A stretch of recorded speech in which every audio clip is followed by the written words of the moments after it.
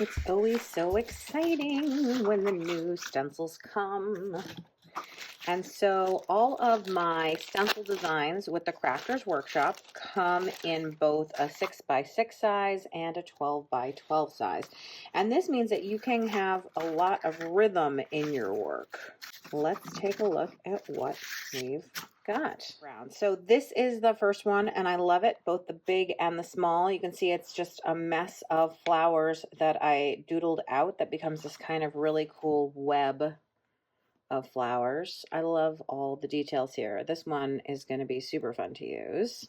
Okay, people always ask where I get my ideas for stencils. So this one actually came out of a class that I taught. I taught a sketchbook class online, and somebody had a photo of a door, and the door doesn't actually look like this, but something about the fact that there were pieces intersecting made me sort of think of that, and I just started sketching, and this is what I ended up coming up with. You can kind of see maybe some of the hints of where the door had like inset panels, and I ended up converting it into this geometric piece. And now I think this is just going to give you really cool lines and angles, and I can't wait to use this on my gelatin plate in particular.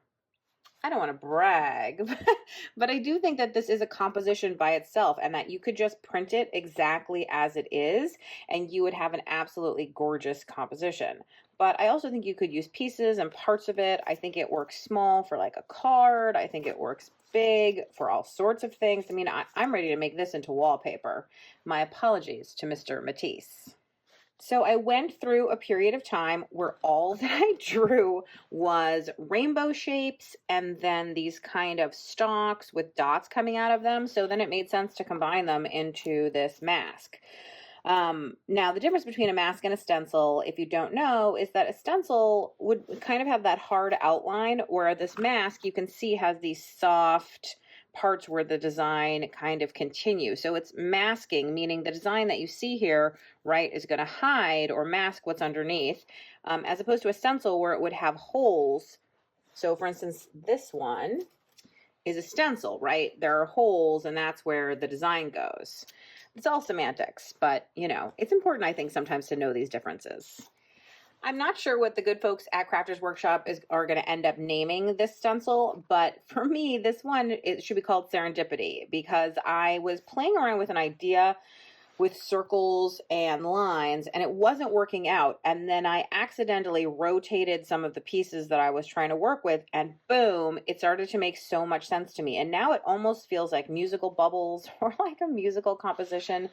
But I think this one has so much, I found a lot now that with these little lacy parts, like see this little protrusion and stuff, that kind of stuff just really works for me in the art phase that I'm in now. There's so much little delicate bits hanging and little things hanging out.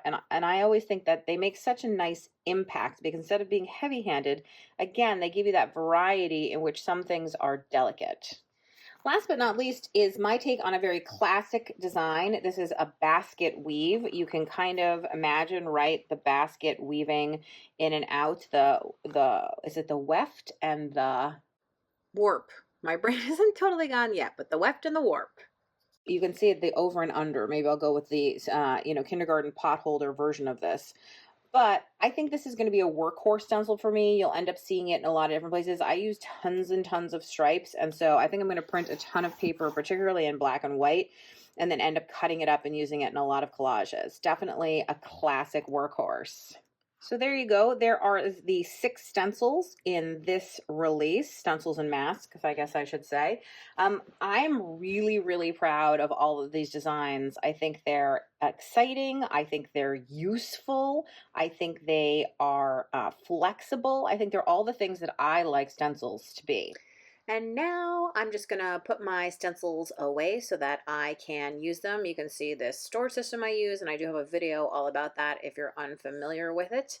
And you can look for 6 videos coming up from me with some simple stenciling techniques, and I'm going to be using those stencil designs to also create some cards, so you can get a sense of how I might use some of the papers that I create. So I hope you're as excited about this release as I am. You can grab these stencils at your favorite local retailer. You can also find them on Amazon or at thecraftersworkshop.com. So please like, subscribe, and visit my classroom site over at balzerdesigns.com.